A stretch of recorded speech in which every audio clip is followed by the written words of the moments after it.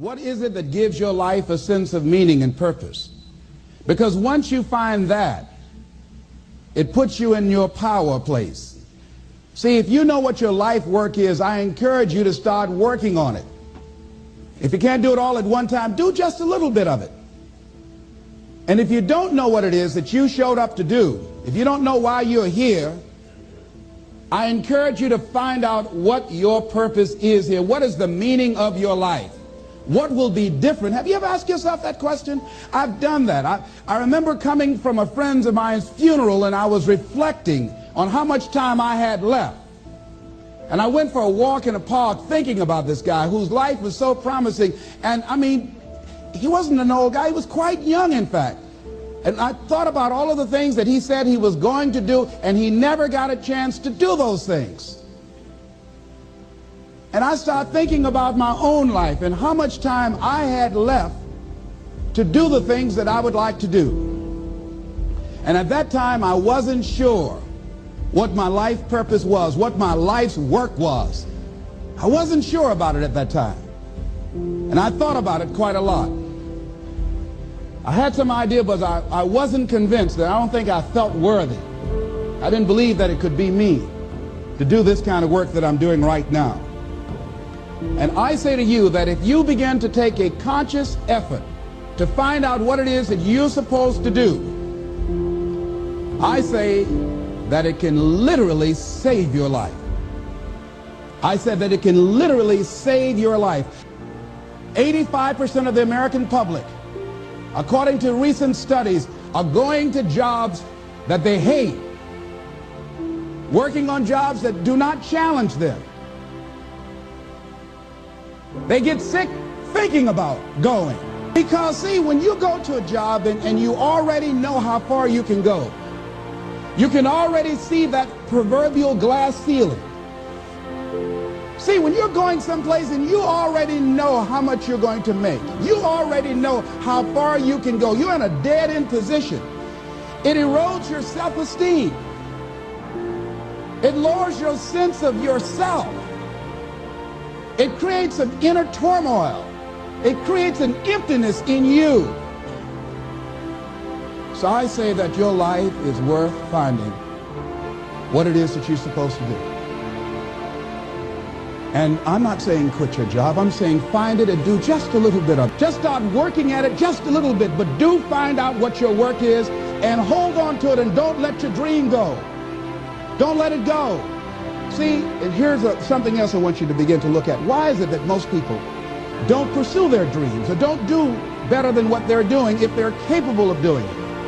I think that many of us don't go the next step because we don't know what to do yet.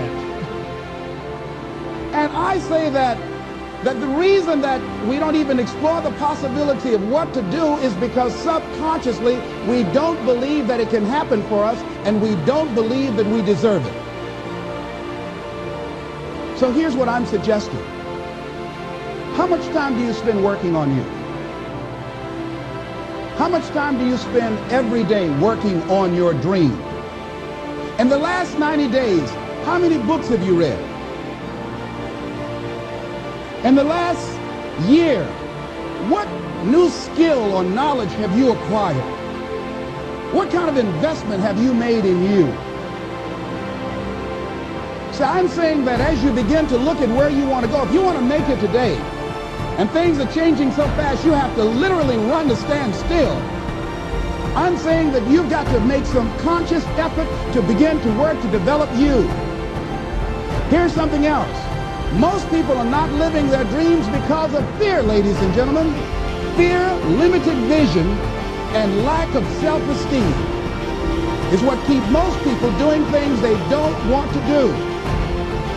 The same reason that people stay in relationships where they're abused or they're unhappy or it's unfulfilling. They can't see themselves beyond that relationship. They can't see themselves enjoying life without that person. They think that this is all that they can do. The same reason that people get stuck at a certain level in life. They can't see things being better for them. And they think that this is it and this is all they deserve. This is all they've ever seen. It's been passed on to them. And they think that this is it for them. Oh no. I was looking what Dr. Blanton Smiley Blanton, who was a colleague of Dr. Norman Vincent Peale, what he said about fear. He said, fear is the most subtle and destructive of all human diseases. Ladies and gentlemen, fear kills dreams. Fear kills hope. Fear put people in the hospital. Fear can age you. Fear, ladies and gentlemen, can hold you back from doing something that you know within yourself that you are capable of doing, but it will paralyze you. And it seemed like you're in a hypnotic spell. And I ask you a question, what is the benefit? What's the benefit of allowing fear to hold you back? What's the benefit of giving up on yourself, of not stepping out on life and taking life on? What is the benefit for you? What's the plus in that? It's one of the things I had to ask myself. So I didn't want to make any mistakes. I wanted everybody to like me. I wanted to be perfect the first time I did something. It's not going to happen. You're going to make some mistakes. You're going to hurt some folks' feelings. You're going to create some enemies whenever you decide that you want to begin to take life on. You've got to ask yourself, well, how long am I going to allow this to hold me back? I like what Zig Ziglar says. He said, fear is false evidence appearing real. That is an illusion that we create in our mind. It is a state of mind that can be changed. So let's look at how we can begin to take some steps to restructure that fear, to begin to expand our visions of ourselves, to begin to increase our self-esteem. Webster said that self-esteem means confidence and satisfaction in oneself. Look at your life right now. Whatever you've done up to this point in time, your life is working. Whatever you have produced, it came out of you as a result of the kind of person that you have become. It's a result of your choices. It's a result of your consciousness. Now you have to ask yourself, are you satisfied with what you have produced? Is this what you want? Would you like for things to be better than this? Do you believe that you deserve better than this? Or are you content? This is it. You don't have to do anything else. That you already resign yourself in life and say, well, I'm happy. I'm not starving like the people in Calcutta. Are you allowing yourself to get off the hook like that? Or do you believe somewhere in the back of your mind or in your heart that there's some other great work for you to do? There's something else that life has for you. And that's why you're here. How do we handle this fear factor? How do we increase our self-esteem? You have to begin to fortify yourself. How do we do that? I believe that you have to begin to consciously monitor your inner conversation and start talking to yourself. Start building yourself up. Sometimes the only good things you will hear about you are the things that you say to you. So I'm saying learn to be your own booster. Start building yourself up. Start encouraging yourself. Start saying, I can do this. I can make this happen. When I started thinking about becoming a speaker, I said, yes, I can do this. I can make this happen. When I start trying to convince myself I can be a businessman after flopping and failing and losing thousands of dollars and feeling stupid and dumb and having people take advantage of me because of what I didn't know, I had to talk to myself because people were saying to me that I was dumb. And somewhere in the back of my mind, I was saying, you're right, look at what I've done. I had to say, no, Les. Hey, come on, man, get yourself together. You can handle this. You just haven't figured it out yet. It's all right. This is your training period. This is the tuition you have to pay for what you don't know. You can do this. Other people have done it. It doesn't take an Einstein. Get you some people that can teach you some stuff that you don't know. Get you some people that have done it successfully and learn from them. Take some seminars, workshops, read some books on how to manage a business. Change the way you see yourself and begin to tend to the personal details. Understand that nobody's going to take care of your business better than you. And when I start changing that kind of mindset of beating myself up because of my mistakes and start looking at the possibility of my doing better, of my making the adjustment that would enable me to do what I want to do successfully, things begin to change. And I'm saying stop beating up on yourself. You do it. I know you do it. I've done it. It's a natural inclination for us to put ourselves down. See, we are born negative, I think, in a negative consciousness because we live in a negative world. Here's some other things, ladies and gentlemen. Begin to guard your mind against negative programming, like turn off the television. Don't watch the news. So you've got to guard the kinds of things that you put in your mind. See, if you don't program your mind will be programmed, because human beings are goal-oriented. That's why we die of broken hearts early. That's why we're running through life to early graves. We're going through life, ladies and gentlemen. And I think that Henry David Thoreau said that most men live in quiet desperation. Most of us go through life running scared. So we created this in our minds, false evidence appearing real. We made it real in our minds. That's why Churchill said there's nothing to fear but fear itself. That's the destructive monster. So turn off things that can contribute to your fear.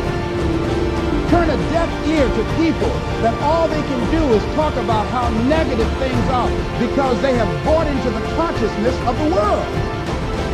Start attending workshops, seminars, listening to tapes on a daily basis to begin to recondition your mind, to retrain your thinking. Faith comes by what?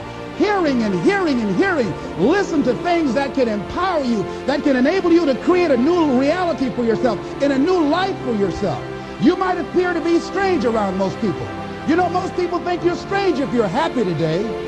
See, these people have not found their purpose in life. That's why they're grumpy. That's why they're miserable. That's why they're so negative. They're hurting and they want to hurt other people. So start practicing using programs for your mind. Seminars, books, workshops. Keep a journal. Record your thoughts. What's happening with you? Every day when you get up, have a journal near you. See, ladies and gentlemen, we get 3 to 4 thoughts a year that if we would act on those thoughts, they could change our life. What idea are you setting on? Write your ideas down. And then, once you get that idea, take the leap. Take the leap. See, it's out here in the universe. If you don't take the plunge, I guarantee you, somebody else will. Take the plunge. Go into action. And ladies and gentlemen, you will be surprised how things will come together. You'll be surprised. Now, you're going to have some difficult challenges. I can tell you that now. Be aware of that. Things are not going to work out exactly right. For a time, they will, sometimes. And that's when life is just playing a game with you. I want you to feel good and relax. But ladies and gentlemen, go into action with your dream. And don't avoid where the fights are. Get in the midst of the fight. Get knocked down so you can learn how to fight, so you can hold your position. See, most people don't get out in the arena of life because they don't want to fight. Most people don't get out there because they don't want to get knocked down. They don't want to be dropped to their knees. But see, you're going to be dropped whether you're on the field or whether or not you're sitting on the sidelines. You're going to be dropped. So at least get dropped for something. See, that's how most people are spectators in life. You don't want to be a spectator. You want to get out in the field where the action is. And you will be amazed. After the struggle, there will be a calm period and things will begin to click for you.